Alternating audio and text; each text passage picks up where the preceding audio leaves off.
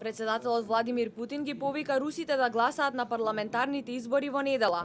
На овие избори за прв пат ќе Во-первых, люди у учествуваат нас даже гласачи если од полуостровот в Крим, деталях што беше какой-то- анектиран од Русија во 2014 година. Ве повикувам на гласачките места и изразете ги своите ставови, без оглед на нашите политички мислења, учеството на избори е граѓанска должност на сите нас. Израз на нашите искрени чувства кон татковината и грижата за иднината. Изберете, гласајте за Русија.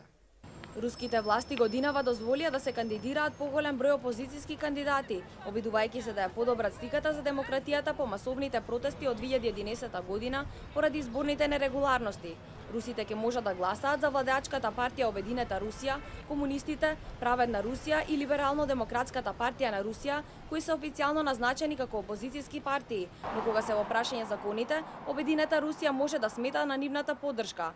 Путин инсистираше сите кандидати да добијат еднакви услови за отворена фер борба, но контролата на Крим над медиумите и политичкиот говор во Русија е таква што не ја загрозува актуелната власт. Путин официјално не учествува на овие избори. Тој неверојатно ќе се надпреварува за четврти председателски мандат во 2018 година. Државјаните на Руската Федерација кои престојуваат во Македонија ќе може да гласаат и тоа еден ден порано, на 17 септември, во просториите на почесниот руски конзулат во Битола.